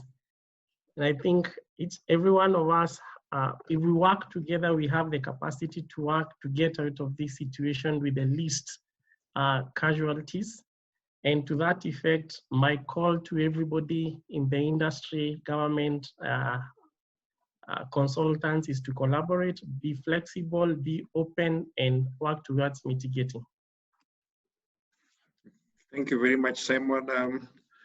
Next, I'll go to Mushai. Your parting shots. Yeah, thanks again, and thanks to AK for organizing this conversation. It's been very useful. Just want to re-emphasize the two things. One is it is quite a serious situation, a serious disease that is out there and can really cause harm to our economies and to the world. It has already done that, and it's been shown. But I think also the other side, we have to look at it. It's not the apocalypse. It's not when we all die. Actually, the survival rate is pretty high as a percentage-wise. So hopefully most of us will meet on the other side of this thing. Though the damage is still serious enough. So I think as we're making decisions around even our sites and so on, we need to consider that there will be a tomorrow. There is the other side of the mountain we are going to get to. And we need to make decisions that help us get there. It is difficult times indeed, but we have everything that we need to get through it. If we apply our minds and our hearts in the right places, we should be able to get through together. Thanks. Thank you very much, Mushai. And finally, I'll give this opportunity to architect Emma Miloya to give us your parting shots. Emma. Thank you. Indeed, they're stressful times. I think to everybody, this will be a time when you're tested mentally, spiritually. Just to everybody to keep your head high. You're not alone in this. Keep to routines. You may not be able to control how many COVID cases are there or deaths, but if you have some sort of control on your day, it really will be helpful. So be optimistic, connect with your teams, talk to everybody, especially those who live alone. Just connect with your teams a little bit more and touch base with them a little bit more, because the strain will be there. Financial strain comes with a lot of those mental health issues as well. So to be there for each other, this is an opportunity for us to remember who we are and come together virtually as community. Yeah. And exercise. Exercise. Thank you very much, Emma. From myself, I'd really like to say a big thank you to the panelists from a wide range of backgrounds. It's been wonderful. Yeah, moderating on this panel. The attendees, if you're not here, we're doing nothing. And the questions which are coming are great. I know more questions will be coming, and we'll find a way of dealing with that, as will be advised by the Secretariat. Thank you all very much for attending this session. I'd like to take it back to James so that you can take us to the next level. James, back to you. Okay, thank you very much. Of course, we'd want to appreciate everyone who had attended the webinar. I thought our president would also make her final remarks, but now I'll invite our CEO to make the to give us a vote of thanks.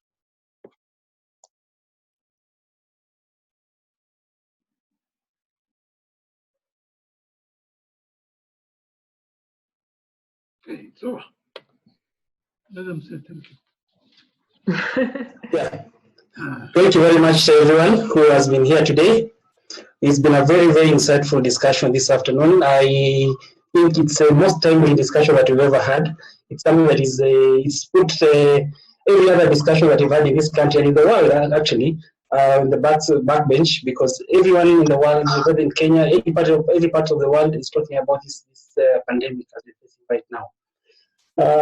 It's a conversation that will go on even after it's over. I'm sure 8 months or 2 years down the line, we'll be talking about this pandemic. It's going to have an impact in our social lives, in our economic lives, so that we're able to deal with similar situations if they ever happen again in the future. We have kept a record of all the conversations that we've, as participants, sent us. We've got a chat, and we'll be keeping it alive as we finalize this webinar.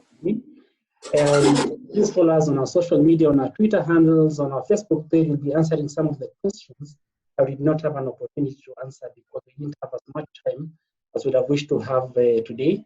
But please keep checking on our pages. We'll be answering. Some of them actually came by email, and we'll also be answering those questions. As has been discussed today and has been generally agreed by all the panelists, this is we're going to be much stronger out of this whole pandemic, and the hard times that we are facing right now will bring out the best in all of us. We'll have more efficient way of doing things. We'll have better way of doing things, new way of doing things. We're actually seeing that we're actually doing more and more of these webinars and web-based meetings. So there are going to be very good things that will come out of this whole situation that we're facing right now. I would like to take an opportunity to thank all the panelists today, starting with our chairman of JBCC, Mr. Chris Kairo-Bashia. Thank you very much for your input. Simon Kiriba from Women's, thank you very much for taking time to join us today. We also wish to thank Mr. Ramesh from CAPSEC and Cementos Limited. Thank you. Mr. Muteti and Mr. Mushai Kuniha, thank you all for joining us. Those are very useful and very insightful discussions from very experienced persons, and we thank you for that. This whole discussion could not have happened without the input, and especially actually started with our president. He initiated this whole discussion and the thinking about having this webinar, and with the help of Douglas Chong, we have made it happen. Thank you all also for contributing to this webinar today. This is something that we're going to be doing more and more, even during this difficult time. We will be doing more and more of these webinars as an association during this month of April. That we see to be one of the times that is going to be we will have to be very cautious as a nation. We'll be doing more and more of these webinars every Tuesday from 3 o'clock. We'll be doing a similar webinar. We'll be sending a message to all our members and our partners for the next week's session, the topic, and also the persons that will be identifying to speak to us on that day. All in all, I can say thank you very much to everyone who has attended today, all the attendees for today. Let's all take our individual roles to stop this COVID virus from affecting our world. Thank you all. We look forward for you joining us next week. Apologies, Douglas, I'd like just to add maybe one thing. Thank you, Jacob, very much for that. I think just to add on, we want to firstly just to mention that the first death from COVID-19 was actually of a practitioner in the built environment, Engineer Naminda. So I'd just like us to go ahead and just observe just a moment of silence to remember him. The first death in Kenya was actually a member of the built environment. Let's just take a moment of silence in memory of him.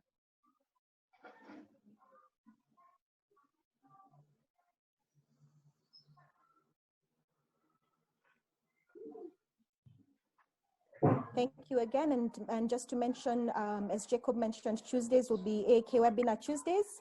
Please, we ask members to respond to our call for action, both on the side of joining the committee that's working with the healthcare workers to see how to expand and improve the facilities they'll require, as well as the call for action through SHOFCO.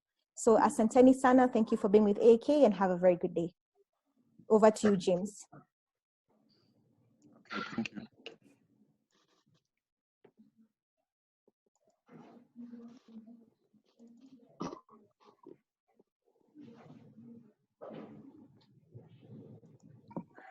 Members, please feel free to leave at your convenience. James will stream a short video, but feel free to leave at your convenience. Thank you.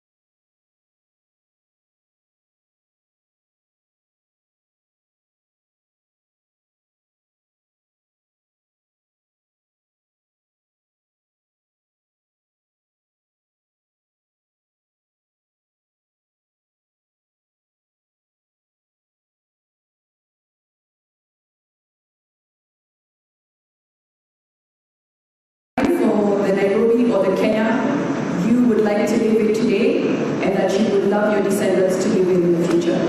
All I can say is this. Guys, we are going to change this country.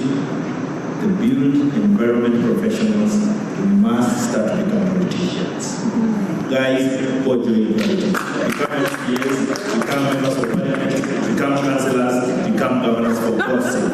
Thank you. I would like to appreciate our guests, Tatu, Besu, Jay, and Dr. Oyaro. It has been a very wonderful interactive session. Let's give them a big round of applause.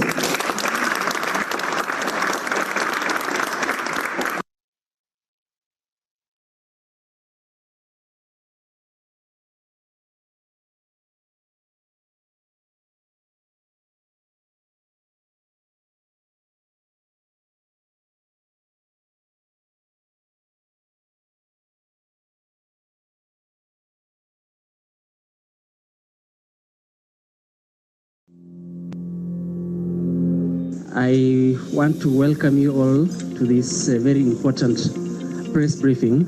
It's a very important matter, especially when you consider the way, the ease of doing business in a country.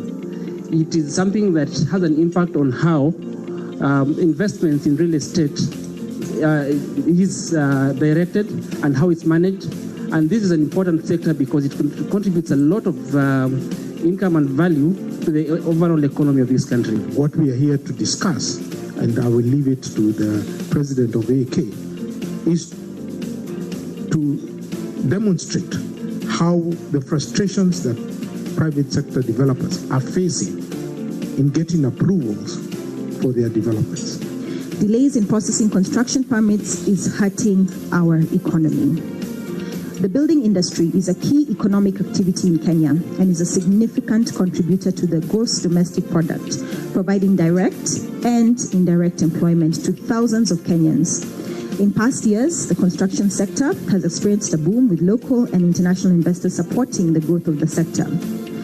The construction e-permitting solution was developed jointly between the county government, the International Finance Corporation, IFC World Bank Group, and the Architectural Association of Kenya, with the objective of enhancing efficiency and accountability in the processing of construction permits in the city. It has had a significant impact in the ease of doing business in this country. Since 2011, 4 counties have been able to automate their permitting procedures. As mentioned, Nairobi, Mombasa, Kisumu, and Kiambu. The system is a key factor considered by the World Bank Group in ranking economies in the ease of doing business report. In determining the efficiency of a construction permitting system, the group evaluates the number of procedures required to obtain a construction permit, the amount of time it takes to obtain it, the cost of the construction permits, as well as the quality control measures that include project inspections. Built environment professionals and developers have experienced numerous disruptions in the operations of these systems. These impede a professional practice of our members and, of course, the business of developers and contractors. And more holistically, looking at this at a grander scale, to all those who would be typically impacted by building industry works. This includes financiers, manufacturers of cement, steel, and of course the day-to-day laborers who wake up every morning to go to sites. Nairobi leads in the contribution of Kenya's GDP by contributing 21.7% of our national GDP. That's according to KNBS Gross County Product Report of 2019. Development approvals are the second highest collector of revenue for this county. In the KPDA NCCG report on building approvals, just as a comparison of what is usually collected, for June 2019, revenue collection for development approvals in Nairobi was 53 million. The e-permitting system in Nairobi County has been down recently, mostly in the end of July, whole of August, and part of September, for close to 2 months. Earlier in the year, we have experienced additional disruptions, both in Nairobi, Mombasa, and Kisumu, that hinder the ease of doing business. The collective financial impact that this is having in the public and private sector cannot be overemphasized. Normalizing of the operations of the systems is to the joint advantage of the building industry, but also of the county governments. It's worth noting that the County of Nairobi has experienced a decrease in revenue collection in the first half of the year as compared to 2018, and it is imperative that the system is regularized to avoid further decline. AAK recently conducted a survey among our members. Our members are the primary users of the system, to investigate what challenges they were facing. So any building approval that has to be put in has to be logged in by a registered architect. A number of key challenges were reported. We believe in research-based advocacy as an association, so we collected information from our members in terms of the challenges that they're having. The challenges that they are witnessing include delays in processing of the permits. In some instances, it's taken up to 2 years to get a permit. Other forms of delays were reported in land applications, with Nairobi approval process. Another issue, human resource capacity. The human resources capacities of the Nairobi City County have been found to be inadequate, resulting in many delays, especially in review of the applications by unqualified persons. Even in the context of an electronic system, some of the procedures, including the stamping of plans, are still required to be done manually, despite the limited number of personnel. Communication. There has been significantly inadequate communication from the county government, particularly Nairobi City County government, on the construction permit applications. Even with the electronic system, developers and consultants have to physically visit the development control departments to check on the status of their applications. For shutdowns and systems delays, the county has failed to issue a comprehensive statement or notice on the same. A lack of an updated zoning guideline. This is a major outstanding issue in the built environment. The matter of zoning guidelines remains. The Nairobi Integrated Urban Development Plan, what was called New Plan, which was being developed in 2014 by University of Nairobi and JICA, has never been formally published. As such, plot ratios, building lines, plot coverage, and setbacks measured arbitrarily, and this acts as a tool for rent seeking from county officials. Corruption. Several members indicated they are asked to informally facilitate the progress of construction permit approval. Furthermore, they are required to privately incur expenses for site inspections to be undertaken by county officials, despite the cost of this actually being covered as part of the approval fee. In many instances, for every step of the approval process, one must physically visit the county offices for their submission portal for entries to be activated. This is a loophole, of course, to be able to, the system is supposed to be from front end to back end, supposed to be electronic, but the introduction of actually stopping this applications moving from one department to another forces our members to visit the county government. We also note with concern that the frequency of technical meetings to discuss these applications has declined significantly in Nairobi County. This has greatly affected the approval times for the development applications. The last technical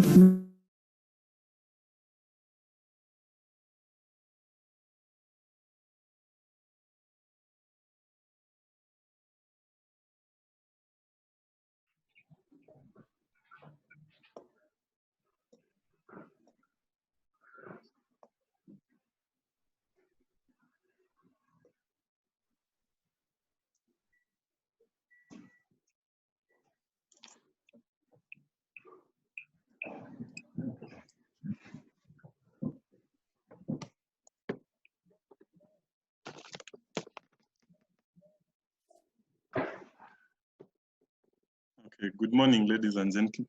Good afternoon, sorry. So my name is James Odongo. I'm the Advocacy and Partnerships Officer at the Architectural Association of Kenya.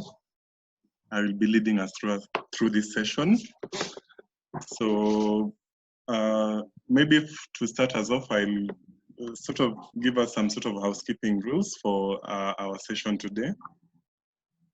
For the attendees, we'll be having our speakers muted. So only when you wish to maybe put forward a question or something, we have the Q&A features. You send us your questions, directing them to specific panelists. And again, make use of the put your hand up during the session in case you want to maybe make a comment or something. You just there's a feature allowing you to raise your hand up. We'd allow you to proceed and ask your question or make your comments during the session. So before making your comments, you're also asked to introduce yourself so that we're able to know your details and the likes. We'd also appreciate that once you've made your comments and or rather ended your question or anything to that effect, just sign off by responding or rather by stating that you're done and you'd wish the next speaker to take off. So of course you're supposed to direct your question specifically to a specific panelist and be brief and to the point. So at this juncture, I would now like to invite our moderator, the chair of the Construction Project Managers Chapter, Douglas Ochong. Welcome. Thank you very much, James. Before I start, I'll invite the president for the introductory remark, then I'll pick it up from there. Karibu, President. Okay, thank you very much for that, Douglas. Thank you very much for that, James, as well. So ladies and gentlemen, firstly, asanteni for being with us here today on this webinar. As mentioned, the webinar will really be focused on the construction industry coping with COVID-19. This webinar is actually free and open to all members who are in the construction industry and even those outside of it. So I do just want to, in my introduction remarks, to introduce the Architectural Association of Kenya. So AK was established in 1967 and it's the leading built and natural environment professional association. And what many people may not know is we don't just only incorporate architects, we